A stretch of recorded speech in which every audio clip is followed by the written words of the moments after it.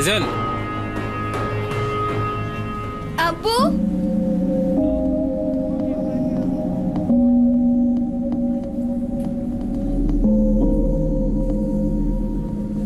এইটা তোর জন্য। বন্ধুদের সাথে ভাগ করে খাস শোনা। হ্যাঁ আব্বু। শোন শোনা, আগ্রা যাবি আমার সাথে? আম্মিও যাবে। তুই যদি জেদ করিস তাহলে ওকে যেতেই হবে। তাহলে জেদ করবি তো? রাজি করিয়ে নিবি তো তোর আম্মিকে আগ্রা যাওয়ার জন্য? এটা আমার জেদ না, সম্মান আর অহংকার। আর জেদ তো তুমি করেছিলে, মদের নেশা না ছাড়ার, আমাকে তালাক দেওয়ার। তোমার কোনো চিন্তা ছিল না নিজের বউ আর বাচ্চার? আমি বদলে গেছি, মদ ছেড়ে দিয়েছি। আমি চাকরি করি এখন, তোমাদের তিনজনকে সামলাতে পারবো। আর এইসব কি আমি না, তুমি এদিকে ফাইজালকে আমার থেকে আলাদা রাখো, আর আমি ফরিদাবাদ গেছিলাম মেহেরকে দেখতে। তোর আব্বু আমি আমাকে একবারও মেহেরের সঙ্গে দেখা করতে দিল না, কেন? অনাথদের মতো তুমি আমাদের তিনজনকে ছেড়ে চলে গেছিলে। এ তো আমার কপাল ভালো যে আব্বু আর আম্মি আমার সাথে ছিল, আর তোমার কপাল ভালো যে আমি তালাকের পরও তোমার কাছে কিছু চাইনি ভরণ পোষণের। ফিরে এসো আমিনা। দেখো ইউসুফ, যে জীবনটাকে তুমি পায়ে ঠেলেছ, সেখানে তুমি হঠাৎ করে এসে তুমি অধিকার জমাতে পারো না। শেষবারের মতো বলে দিচ্ছি তোমায়, দূরে থাকো আমার আর আমার বাচ্চার থেকে। আমার বাচ্চার থেকে? ফাইজাল আমার বাচ্চা নয়।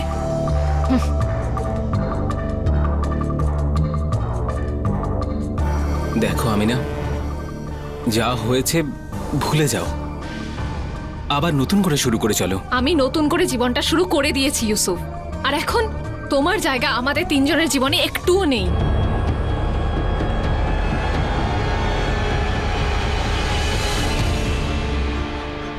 যে কষ্ট তুমি আমায় দিচ্ছ না আমিনা, দেখে নিও তুমিও ভুগবে, সহ্য করতে পারবে না।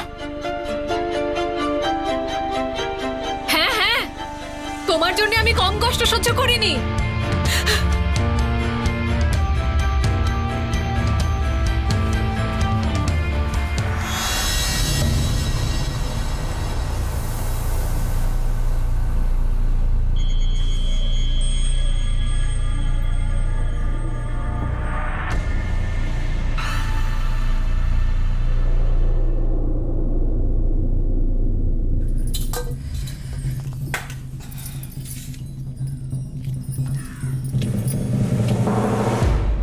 যে কষ্ট তুমি আমায় দিচ্ছ না আমিনা, দেখে নিও তুমিও ভুগবে।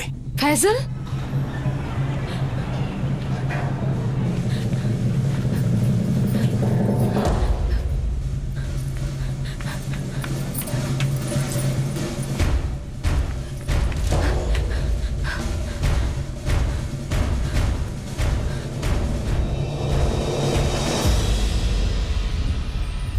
ফাইজাল,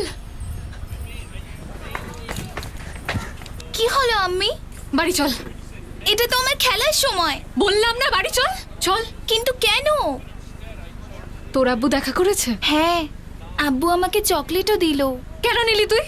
আমি তোকে চকলেট কিনে দিই না? ও তো আমার আব্বু, আগ্রা যাওয়ার কথা বলছিল। দেখ ফাইজাল, তোর আব্বু যাই তোকে বলুক, কিন্তু তুই ওর সাথে যাবি না, বুঝলি তো? আব্বুকে আমি খুব ভালোবাসি, কিন্তু আমি তোমাকে ছেড়ে কোথাও যাব না, আগ্রাতেও না আম্মি। এখন আমি খেলতে যাই কিছুক্ষণের জন্য। যা।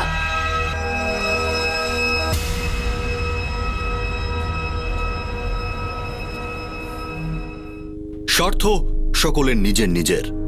প্রত্যেকটা মানুষ সব কাজ, সব সিদ্ধান্ত শুধুমাত্র নিজের ভালোর জন্য করে, নিজের স্বার্থ সিদ্ধির জন্য। কিন্তু যখন কোনো মানুষ অপর পক্ষের ভালোর কথা না ভেবে শুধুমাত্র নিজের স্বার্থের কথা ভাবে, তাদের আমরা স্বার্থপর বলে থাকি। আজকের এই কেসে এক ব্যক্তি স্বার্থপরতার এক অনন্য নজির গড়েছে, আর তার জন্য যা মূল্য দিতে হয়েছে তা তার ধারণারও বাইরে।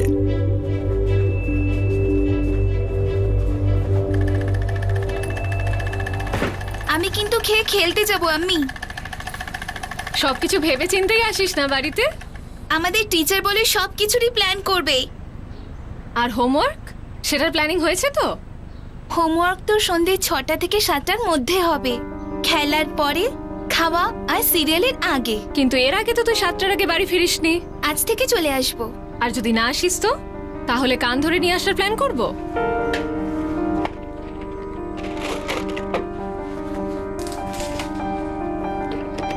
এখন আমি যাচ্ছি। By Ammi.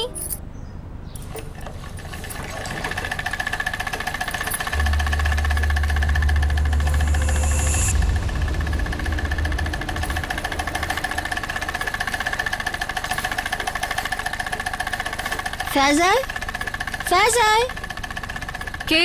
আন্টি ফ্যাজাল কোথায়? তোমার সাথে নেই ও? আমরা তো দুটোর থেকে খেলছি, ফ্যাজাল তো আসেইনি, তাই তো ওকে ডাকতে এলাম। কিন্তু ও 2টোর সময় তো বেরিয়েছে গুলিগুলো নিয়ে। আমাদের কাছে তো ও আসেইনি আন্টি। না আন্টি, আমরা তো ওর জন্য ওয়েট করছিলাম, ও আসেনি দেখে খেলা শুরু করে দিলাম। তাহলে অন্য কোথাও গেছে হয়তো গুলি খেলতে। জানি না আন্টি, আমরা তো এখানেই খেলি।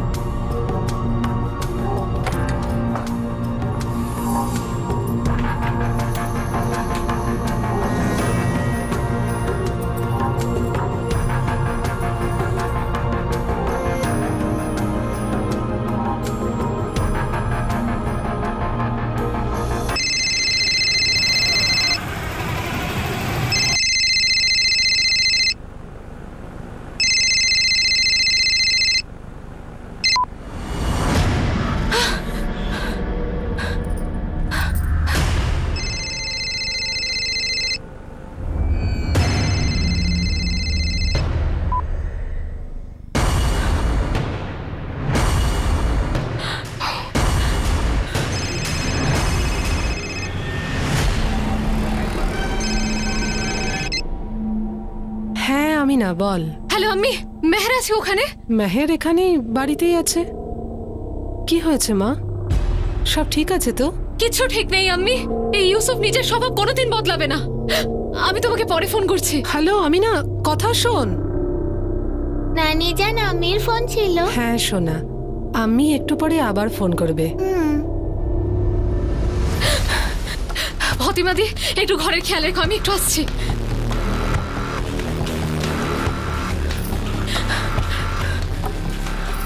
জিতু, আমি পুলিশ কমপ্লেন করাতে চাই, যাবে আমার সাথে? পুলিশ? কি হয়েছে? সারা পাড়া খুঁজলাম, ওকে কোথাও পেলাম না। আমাকে আগে বলতে পারতে, আমিও খুঁজতাম। ওই ইউসুফই কিছু একটা করেছে, আমি বুঝতে পারছি। তুমি চিন্তা করো না, পুলিশ সব সামলে নেবে।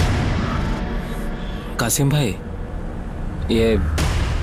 আজ একটু আগে বেরোতে হবে আমাকে। ঠিক আছে যাও, কালকে দেরি করবে না, ঠিক টাইমে এসো। আগে তাড়াতাড়ি চলে আসবো। স্যার, আগের সপ্তাহে ইউসুফ এসেছিল। ও আমাকে হুমকি দিয়েছিল যে ও আমায় কষ্ট দেবে। এখন আমার ফোনটা তুলছে না, নিশ্চয়ই ও কিছু একটা করেছে সাহেব। ইউসুফের ফোন নাম্বারটা দাও, আমি কথা বলছি। 444 33 44।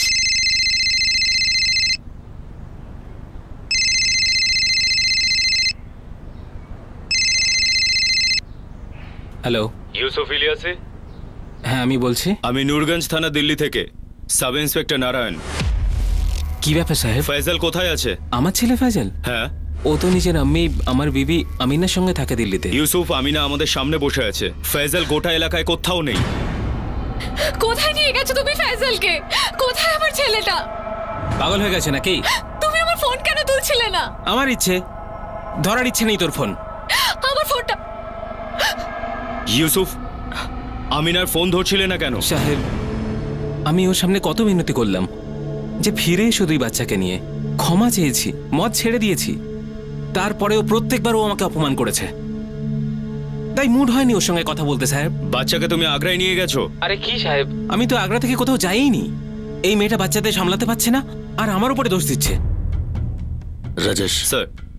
একটা টিম নিয়ে আগ্রায় যাও আর ওই ইউসুফকে তুলে নিয়ে এসো। Okay sir. সাহেব, ইউসুফের উপর একটু ভরসা করা যায় না সাহেব। আমিনা দেবী, আপনি নিশ্চিন্ত থাকুন। যদি আপনার ছেলে ওই ইউসুফের কাছে থাকে তাহলে তাড়াতাড়ি আমরা ওকে ফেরত নিয়ে আসবো। তোমার কি নাম বললে? স্যার জিতু। জিতু চান্দিন। এনার প্রতিবেশী? আগে না, উনি আমাদের বাড়িতে ভাড়া থাকেন। এনাকে বাড়ি নিয়ে যাও আর আমাদের ফোনের অপেক্ষা করো।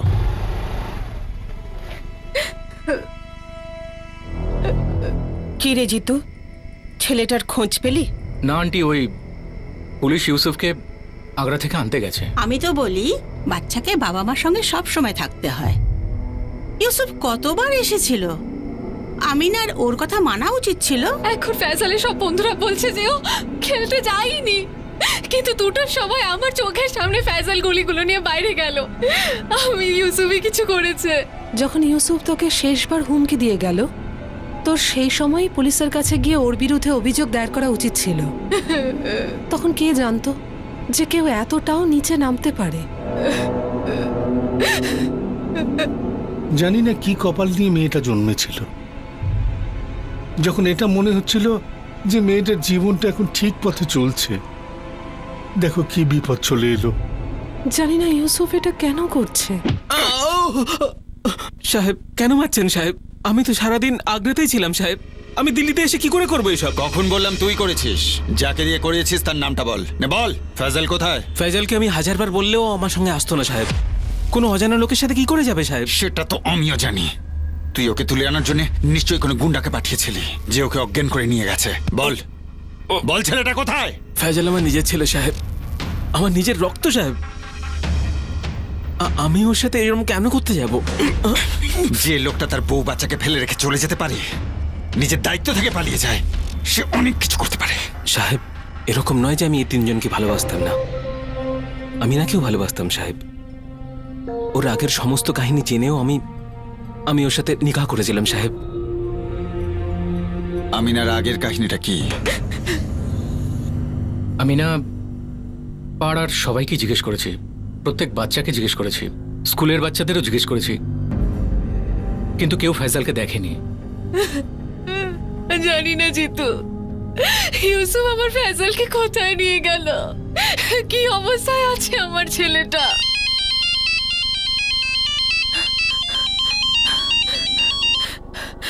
হ্যালো। আমিনা, ইউসুফ তোমার দ্বিতীয় স্বামী ছিল? হ্যাঁ, এটা আমার দ্বিতীয় বিয়ে ছিল সাহেব।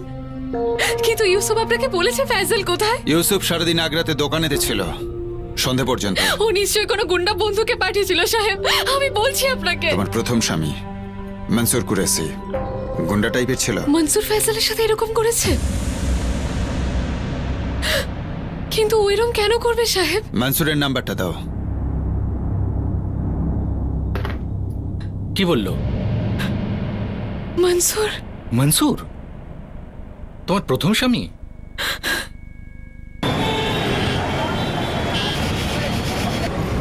হ্যাঁ স্যার, মনসুর কুরেশি বলছি, বলুন কি বলবেন। ফয়সাল এখন কোথায়? ফয়সাল? কে ফয়সাল? আমিনার ছেলে ফয়সাল। স্যার 11 বছর আগে ওর সাথে তালাক হয়েছে। আর ওর দ্বিতীয় পক্ষের ছেলের সাথে আমার কি সম্পর্ক? কিছু শত্রুতা এমনও হয় যা সময়কেও অতিক্রম করে।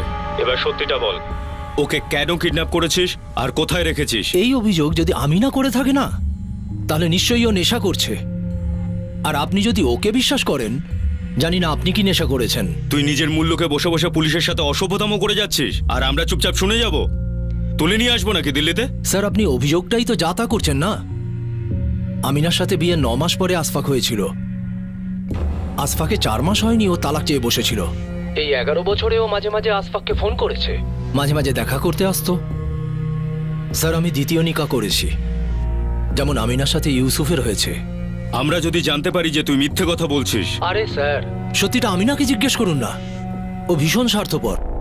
ও নিশ্চয়ই তৃতীয় কাউকে পেয়েছে, তাই দুটো বাচ্চার দায়িত্ব ঝেড়ে ফেলবার জন্য এখন ছেলের নাটক করছে।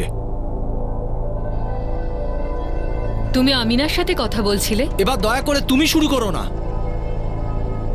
ওর সাথে নয়, পুলিশের সাথে। পুলিশ? আমিনার ছেলে ফয়সালকে পাওয়া যাচ্ছে না, পুলিশ আমাকে সন্দেহ করছে। তুমি আবার কিছু করোনি তো? চুপ করবে। স্যার, আমিনাকে ফোন করেছিলাম। ও বলছিল যে ওর সাথে যে ছেলেটা ছিল সে এলাকায় প্রত্যেকটা বাড়িতে খোঁজ করেছে, প্রত্যেকটা বাচ্চাকে জিজ্ঞেস করেছে, কিন্তু কেউ দেখেনি। আমার তো এই কেসটা বেশ গন্ডগোলের বলে মনে হচ্ছে। একটা 8 বছরের বাচ্চা দুপুরবেলা নিজের বাড়ি থেকে বেরোলো, বাই আমি। আর এখন রাত 11টা বাজতে চললো। ছেলেটার কোনো খবর নেই। স্যার আমিনার প্রথম স্বামী মনসুর কুরেশি, ওকেও ফোন করেছিলাম, বাদায়ুতে থাকে। আমিনার সাথে খুব একটা যোগাযোগ নেই, তবে মাঝে মধ্যে কথাবার্তা হয়। আমিনা বছরে 1-2 বার ছেলের সাথে দেখা করতে বাদায়ু যায়, ব্যাস এটুকুই। আর এই মনসুর এখানে কখনো আসেনি? বলছে তো আসে না কখনো। ও সাহেব, যা কিছু বলার ছিল সব বলে দিয়েছি আমি, তাও কেন বন্ধ করে রেখেছেন আমাকে?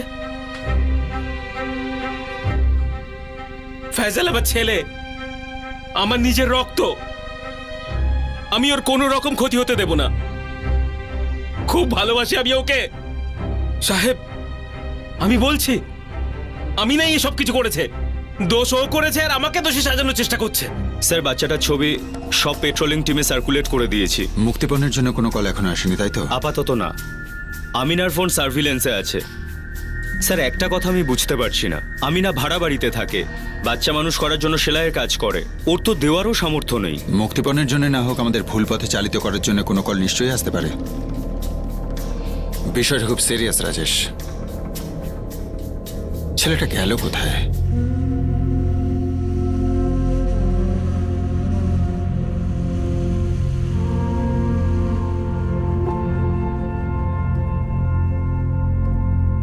সেই রাতটা আমিনার জীবনের সবচেয়ে লম্বা রাত ছিল, যা সে বিনিদ্র কাটিয়েছে নিজের সন্তানের চিন্তায়। ইউসুফও সারা রাত দু চোখের পাতা এক করতে পারেনি। রাগে এবং অপমানে তার মন ভার হয়েছিল। তাকেই তার সন্তানের কিডন্যাপের জন্য সন্দেহ করা হচ্ছিল।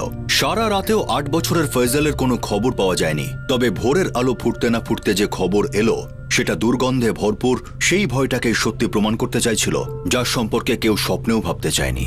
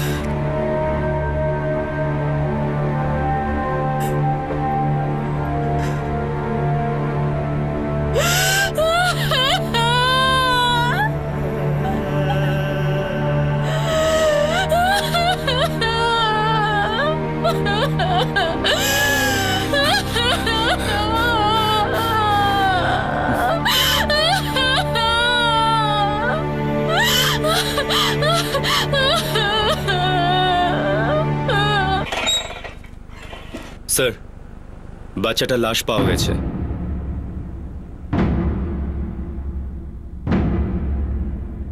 কোথায়? বস্তিটা যেখান থেকে শুরু হয় ওখানেই একটা ভ্যাট আছে, সেখানেই। লাশটা পোস্টমর্টমের জন্য পাঠিয়ে দিয়েছি।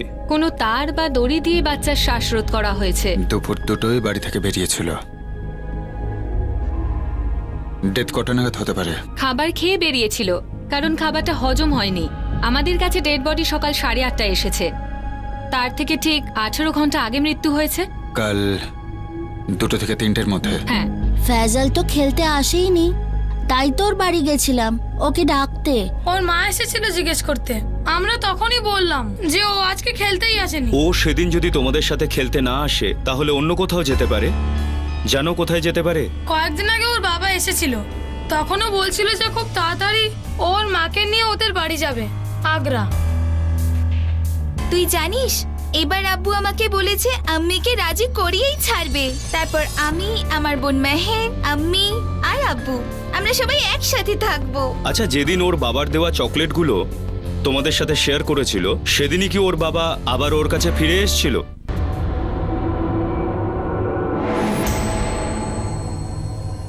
মনে পড়ছে না। না, মনে হয় না উনি ফিরে এসেছিলেন। কাঁদিস না মা, কাঁদিস না। এত ভেঙে পড়িস না, মাথা তো শক্ত হতে হবে মা। চুপ কর, একটু শান্ত হ।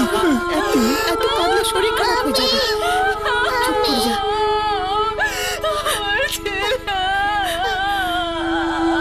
চুপ কর, চুপ কর।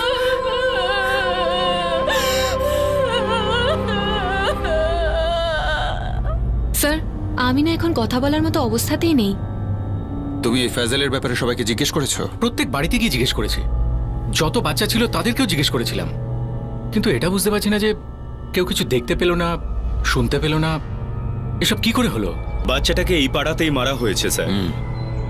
আর হয়তো দুপুর 2টোর পরে বাচ্চার লাশটাকে এনে এই আবর্জনা জায়গায় ফেলে দেওয়া হয়েছিল। লাশটা হয়তো দুপুরে ফেলা নাও হতে পারে, ভিড়ভাট্টা আছে, সমস্যা হতে পারে। সামনে চাওয়ালার সঙ্গেও কথা বলেছি, ও সকাল 7টা থেকে রাত 9টা পর্যন্ত দোকানেই থাকে। আর ও কিচ্ছু দেখেনি? না স্যার, তার মানে লাশটা মাঝরাতে বা খুব ভোরের দিকে ফেলা হয়েছে, যাতে কেউ দেখতে না পায়। তার মানে এটাই দাঁড়াচ্ছে যে কাল দুপুর 2টো থেকে গভীর রাত পর্যন্ত কিংবা আজ সকালে আর্লি মর্নিং লাশটা এই এলাকারই কোনো বাড়িতে ছিল।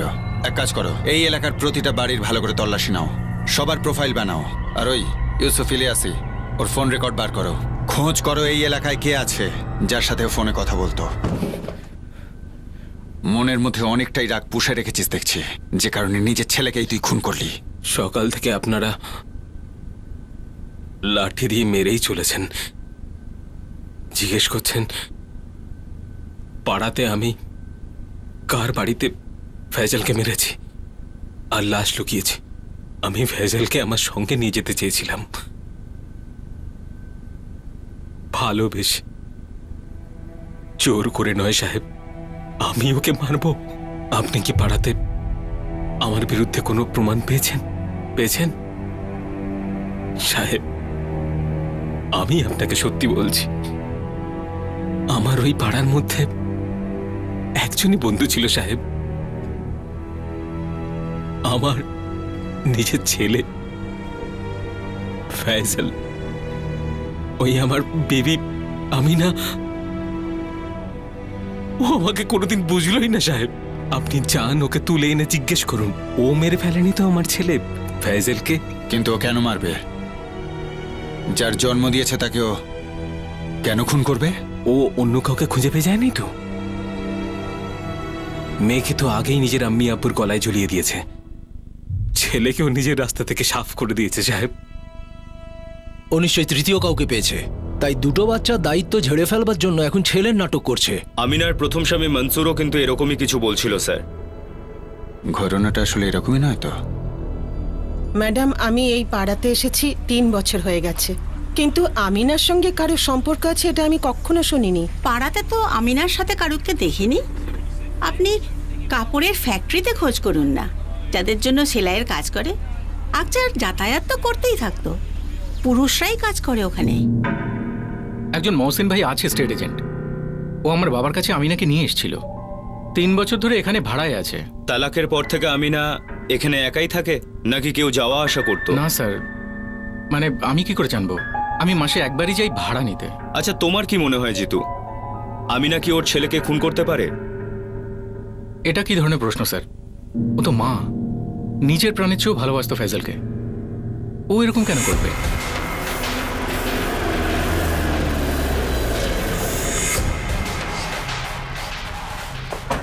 স্যার, এখানকার অনেককে জিজ্ঞেস করলাম, কিন্তু কেউ কিছু বলতে পারছে না। স্যার ওই গার্মেন্ট ফ্যাক্টরিতে গেছিলাম যেখানে আমিনা কাজ করে, কিন্তু ওখানেও কিছু বেরোলো না। মনে হচ্ছে এই ফজল ইলিয়াসি নিজের বাড়ি থেকে বেরোয়নি।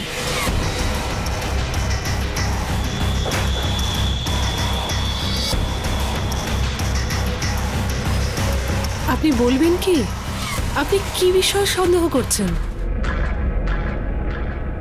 আমিনা, আমিনা, এসব কি হচ্ছে? তুই কেন কিছু বলছিস না? আপনাদের মনে হয় যে আমার ছেলের খুনের সাথে জড়িত কোনো কিছু জিনিস আপনারা এখানে এই ঘরেই পাবেন? পাবো না? আপনার ছেলে ফয়জলের খুনের সঙ্গে জড়িত কোনো জিনিস আমরা এই বাড়িতে পাবো না? ফয়জলকে আমি 9 মাস আমার গর্ভে ধরে জন্ম দিয়েছি, আমার সবকিছু ছিল। এই ঘরে শুধু আপনার ওর স্মৃতিটুকুই পাবেন, কোনো প্রমাণ পাবেন না। আমি না, আমরা সন্দেহ করছি আপনার ছেলে দুপুর 2টোর পরে বাড়ি থেকে বেরোয়নি। এটা সত্যি? মিথ্যে কথা। উনি একটা সময় স্কুল থেকে এলো, খাবার খেলো, আর 2টার সময় গলি নিয়ে চলে গেল। আপনি ভাবছেন কি করে যে আমি নিজের ছেলের নিজের হাতে গলা টিপে খুন করব? ওই নিষ্পাপ বাচ্চাটাকে নোংরায় ফেলে দেব? স্যার, ঘরে তো কিছু নেই, কিছু থাকলেও লুকোনো মুশকিল হতো। লাশটা সারা রাত পাড়াতেই ছিল, পরের দিন বার করা হয়েছে সকালে।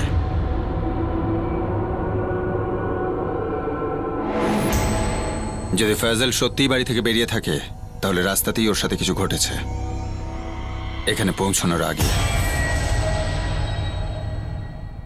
8 বছরের একটা ছেলে এই রাস্তা দিয়ে আসছিল, আর ওর সাথে এখানেই কিছু ঘটেছে। ওর বন্ধুদের কাছে পৌঁছতেই পারেনি। কি হতে পারে ওর সঙ্গে? 8 বছরের একটা বাচ্চা ছেলে এই পাড়াতেই খুন হয়ে গেল, আর তারপর ওর লাশটাকে এই পাড়াতেই কোনো ঘরে লুকিয়ে রাখা হলো গভীর রাতে।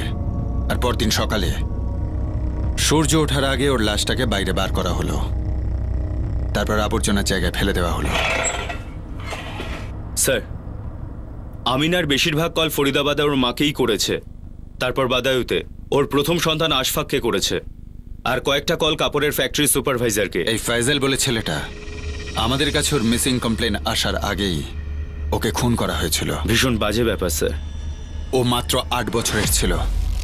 কোন মানুষ এতটা নীচ হতে পারে, এতটা স্বার্থপর হতে পারে যে একটা 8 বছরের ছেলেকে মেরে আবর্জনার স্তূপেতে ফেলে দেয়? স্যার, এই ইউসুফ কিন্তু আমিনাকে হুমকি দিয়েছিল। যে কষ্ট তুমি আমায় দিচ্ছ না আমি না, দেখে নিও তুমিও ভুগবে। আর বাচ্চাটার মৃত্যুতে ও সত্যিই কষ্ট পেয়েছে। কষ্ট তো আমরা ইউসুফকে অনেকটাই দিয়েছি, কিন্তু লাভ হয়নি। বারবার এই কথাই বলেছে যে আমি নির্দোষ। আর আমিনার বিরুদ্ধেও আমাদের কাছে কোনো প্রমাণ নেই। আমিনার এতে স্বার্থ কি থাকতে পারে? কিন্তু আমিনার প্রথম স্বামী মনসুর আর দ্বিতীয় স্বামী ইউসুফ একই কথা বলল যে আমিনা এখন তৃতীয় কারো প্রেমে পড়েছে। তার মানে অ্যাফেয়ার। তাহলে সিক্রেট অ্যাফেয়ার হবে স্যার, কারণ এলাকায় বা কাপড়ের ফ্যাক্টরিতে কেউ কিন্তু এই ব্যাপারে কোনো ইঙ্গিত দেয়নি স্যার। তাহলে এই প্রেমিক কোনো অন্য জায়গার, আর এই প্রেমিক ওই পাড়ার যে বাড়িতে থাকে সেই বাড়িটা নিশ্চয়ই খালি। কেননা যদি ওই বাড়িতে ও ছাড়া আর কেউ থাকতো তাহলে ও লাশের গন্ধ নিশ্চয়ই পেত। পুলিশ আসল খুনিকে খুঁজে বের করতে মাত্র 1 পা দূরে ছিল। একটা ব্যাপার তো নিশ্চিত ছিল যে খুনটা সেই বস্তিরই কোথাও হয়েছিল, আর এটাও সন্দেহ করা হচ্ছিল যে খুনির বাড়িতে বা তার আশেপাশে কেউ বসবাস করত না, না হলে লাশের গন্ধ নিশ্চয়ই সে পেয়ে থাকত। কিন্তু সব অন্যায়েরই একটা দুর্গন্ধ থাকেই, যেটা বেশিক্ষণ লুকোনো যায় না। আর এই কেসেও লাশের গন্ধ সব থেকে বড় এভিডেন্স হিসেবে উঠে এলো। 1-150 জনের জন্য হল ঠিকই আছে, লাঞ্চ আর ডিনারও প্রোভাইড করে। আশুতোষ বাবু, হ্যাঁ, ভেতরে আসুন। আসুন আসুন, এই দেখুন 200 লোকের ক্যাপাসিটি আছে আশুতোষ বাবু। আপনি বলছিলেন এখানে কয়েকটা রুম আছে যেখানে ছেলেরা মেয়েরা রেডি হতে পারবে, ফ্রেশ হতে পারবে? আগে নিশ্চয়ই, আসুন দেখাচ্ছি।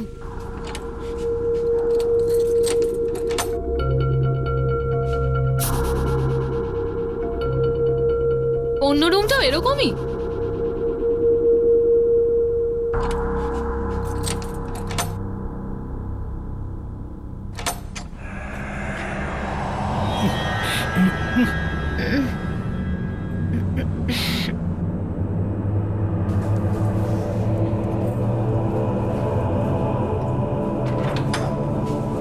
বাবারে, কি বাজে গন্ধ ভেতরে। কোনো ব্যাপার না, পরিষ্কার করিয়ে দিচ্ছি। হয়তো ভেতরে কোনো ইঁদুর মরেছে। আপনি সন্ধ্যার মধ্যে ফিরে আসুন, আমি পুরো পরিষ্কার করে রাখবো।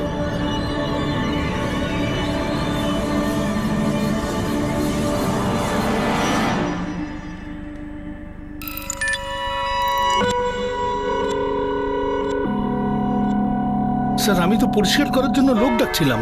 ঘরে গুলিগুলো দেখে বাচ্চাটার কথা মনে পড়লো। ও তো গুলি নিয়ে বেরিয়েছিল বাড়ি থেকে। সেদিন পাড়ায় এসেছিলেন এনকোয়ারি করতে, তখন গুলির কথা বলেছিলেন। ব্যাস, আমি 2-2 4 করে দিয়েছি। এখন আর কোনো সন্দেহ নেই যে খুনটা পাড়াতেই হয়েছে, আর ওই হলটাতেই হয়েছে। আর স্যার, হলটাও ওই রাস্তাতেই পড়ে যে রাস্তা দিয়ে বাচ্চাটা রোজ গুলি খেলতে যেত। আসুন স্যার।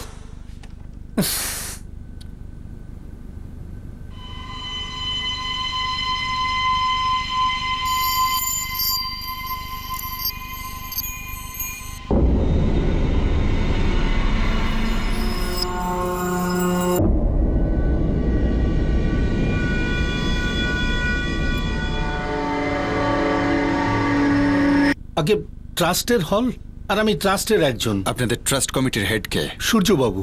কিন্তু প্রায় ওনার ছেলে জিতুই রিসেপশনে বসে, এই হলের দেখাশুনো ওই সব করে। আজকে ও কলেজে গেছে, তাই পার্টিকে হল দেখাতে এসেছিলাম। রাজেশ, খুনি হয়তো প্রথম দিন থেকেই আমাদের চোখের সামনে ঘুরছিল। যেদিন আমি না আমাদের কাছে নিজের ছেলে ফয়জলের মিসিং কমপ্লেন লেখাতে এসেছিল।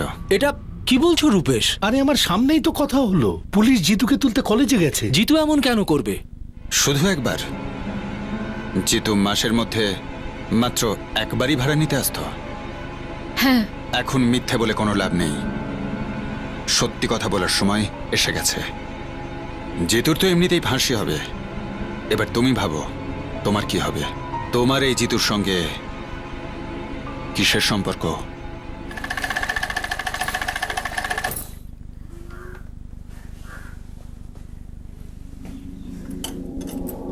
ষোলো বছরের ছিলাম আমি যখন আমার আম্মি আব্বু আমার নিকাহ করে দিয়েছে মনসুরের সাথে।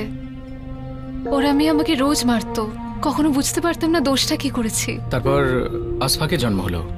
আসফাকের দুনিয়ায় আসার পর আমি মনসুরকে ছেড়ে আম্মির কাছে চলে আসি। লোকে ঠেস দিতে শুরু করলো, বলতে শুরু করলো যে অপায়া নিজের স্বামীকে সামলাতে পারে না। আমার বাঁচা মুশকিল হয়ে গেছিল ফরিদাবাদে। তারপর আমি আমার খালার বাড়িতে আগ্রায় ছিলাম।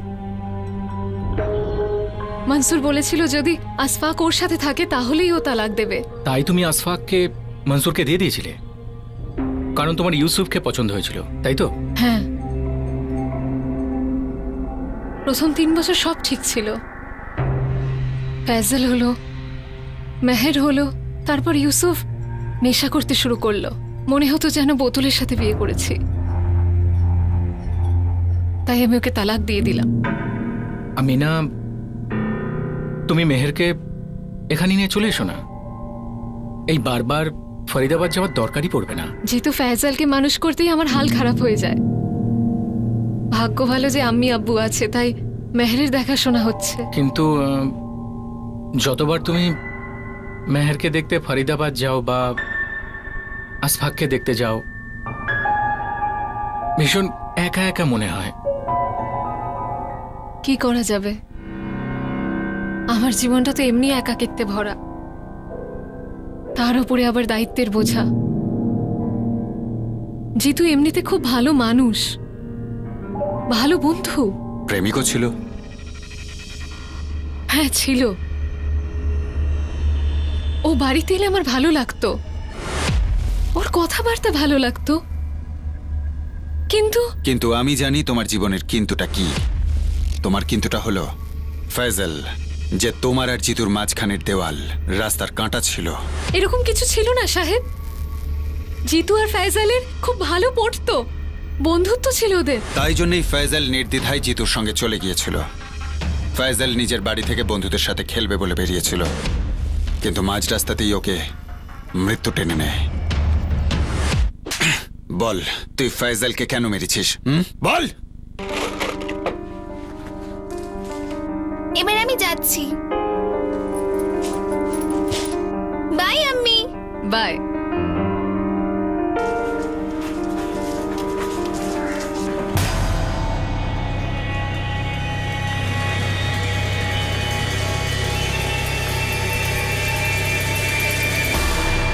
জিতু দাদা, জানিস কাল আমি 20টা গুলি জিতেছি। আরে বাহ, দারুণ ব্যাপার।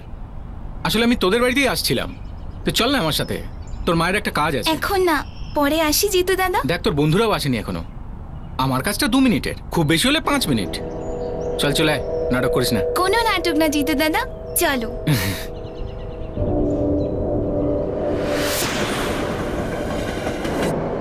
ও তোর ওপর ভরসা করেছিল। একটা বাচ্চা ছেলে তোকে তার বন্ধু ভেবেছিল, আর তুই ওকে মার্ডার করার প্ল্যান করেছিলিস।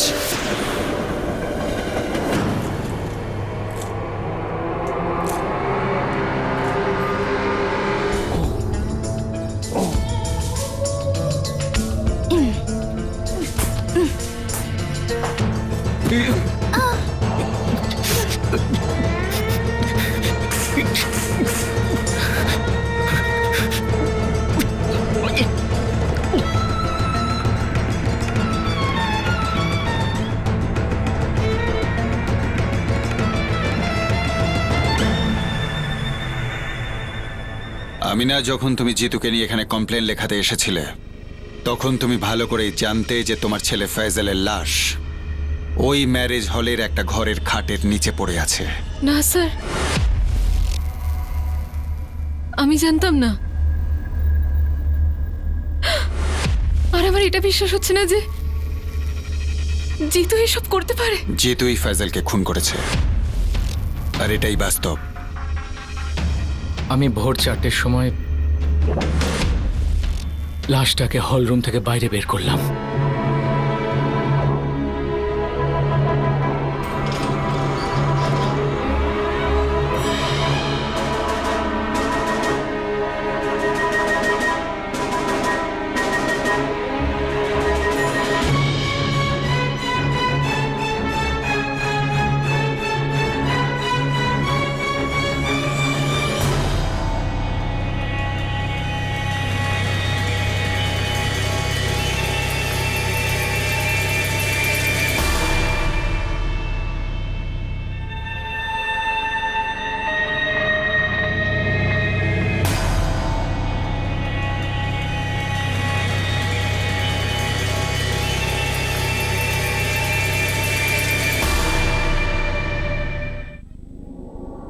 হ্যাঁ সাহেব, জিতুর সাথে আমার শারীরিক সম্পর্ক ছিল। আমি একা থাকতাম, দুই স্বামীর সাথে তালাক হয়ে গেছিল। 28 বছরের আমি, আমারও কিছু প্রয়োজন আছে, কিন্তু জিতুর সাথে বিয়ে করার কথা আমি কখনো ভাবিনি। এমন কোনো উদ্দেশ্য ছিল না যে যার কারণে আমি জিতুর সাথে মিলে নিজের ছেলেকে মারার চক্রান্ত করব। কিন্তু জিতু এটা ভাবতে শুরু করেছিল যে তোমার উপর ওরই অধিকার। ভয় পেয়েছিল, ও ভেবেছিল যে ফয়জলের জন্য হয়তো তুমি ওকে ছেড়ে আবার তোমার স্বামী মানে ইউসুফের কাছে চলে যাবে। আমি জানতাম যে ইউসুফের বেশি আগ্রহ ফয়জলকে নিয়েছিল, ওর মেহের আর আমিনার প্রতি কিছু ছিল না। আমার মনে হলো যদি ফয়জল রাস্তা থেকে সরে যায় তো আমিনা মেহেরকে এখানে নিয়ে আসবে, আর বাকি জীবনটা এখানেই থাকবে। আমিনাও কি তোর সঙ্গে এই খুনটাতে জড়িত? ওইরকমটা ভাবলো কি করে যে আমার ছেলেকে মেরেও আমাকে পেয়ে যাবে? আমার ছেলেকে মেরে দিয়েছে ও। ও পাগলই জিতু। হ্যাঁ, পাগল। কিন্তু এই সব খুনি আকচার সরল মানুষের লাশের উপর বসে প্রেম কাহিনী লেখে, নিষ্পাপ মানুষের রক্তের কালি দিয়ে।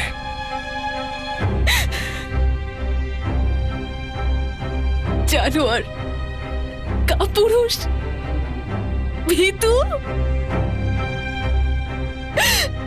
একটা ছোট্ট বাচ্চাকে মেরে তোর মনে হল তুই আমাকে পেয়ে যাবি।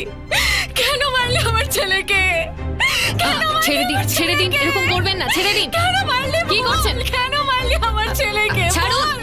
কেন মারলি? কেন মারলি? আরে,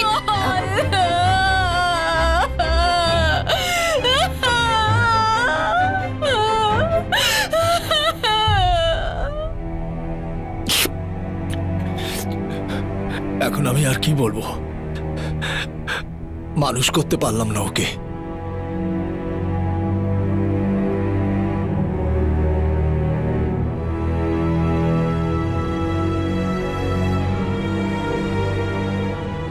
আমিনা, আমি আজও তোমার কাছে ক্ষমা চাইছি, কিন্তু আমি এখন তোমার আর মেহেরের খুব ভালো দেখাশোনা করব। ইনশাআল্লাহ হয়তো ফয়জল ফরিস্তা হয়ে আমাদের জীবনে আবার ফিরে আসবে। আমিনা, আমি এখনো তোমাকে খুব ভালোবাসি। আমি তোমার সাথে যেতে পারবো না। আমি আম্মির সাথে ফরিদাবাদ যাচ্ছি, ওখানেই আমি মেহেরকে মানুষ করব। তুমি মেহের সাথে দেখা করতে চাইলে আসতে পারো, আমি তোমায় আটকাবো না।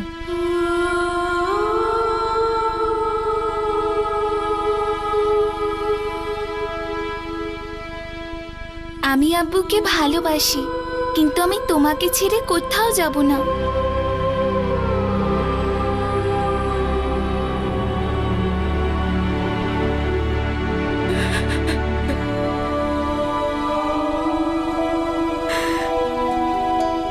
জিতুকে আইপিসি 302 ধারা অনুযায়ী খুনের অভিযোগে গ্রেফতার করা হয়েছে, আর সেই সঙ্গে 201 নম্বর ধারা অনুযায়ী প্রমাণ লোপাটের অভিযোগও দায়ের করা হয়েছে। বর্তমানে সে আইনি হেফাজতে রয়েছে, আর মামলা আদালতে দাখিল করাও হয়ে গেছে। ছেলের মৃত্যুতে আমিনা গভীর আঘাত পেয়েছে, আর এখন সে তার মা বাবা এবং মেয়ে মেহেরের সঙ্গে নিজের গ্রামেই থাকতে চায়। ফয়জালকে খুন করার পিছনে জিতুর খুবই আজব আর বিকৃত স্বার্থ ছিল। জিতু ফয়জালকে খুন করে কারণ আমিনাকে তার স্বামীর কাছে যাওয়ার থেকে আটকাতে, আর তার মেয়েকে ফরিদাবাদ থেকে সে আমিনার কাছে চিরদিনের জন্য ফিরিয়ে আনতে চেয়েছিল। একজন 21 বছরের যুবকের কাছে এটা ভীষণই আশ্চর্য কারণ ছিল একটা বাচ্চাকে খুন করার জন্য। স্বার্থপর মানুষরা সবসময় এটা ভুলে যান যে নিজের লোভ আর স্বার্থসিদ্ধির জন্য যে পদক্ষেপ তারা নেন তা কখনো সফল হতে পারে না। এর ফলে নিরীহ মানুষদের জীবন দুর্বিষহ হয়ে ওঠে, আর এই স্বার্থপর মানুষগুলো শেষ হয়ে যায়। অপরাধীর স্বার্থ যাই হোক না কেন, আইন কিন্তু কখনো কোনো স্বার্থ দেখে না। আইনের শুধুমাত্র একটাই লক্ষ্য হয়ে থাকে, অপরাধীকে তার অপরাধের যোগ্য শাস্তি দেওয়া। আবার দেখা হবে কাল রাতে আরও একটি নতুন কেসের সঙ্গে। ততক্ষণ নিরাপদে থাকুন, সতর্ক থেকে একজন যোগ্য নাগরিকের দায়িত্ব পালন করুন, আর দেখতে থাকুন ক্রাইম পেট্রোল সতর্ক। শিক্ষা একজনের, জ্ঞান আমাদের সবার। জয় Hind. For more updates, subscribe to our channel, click the show links and enjoy watching the videos.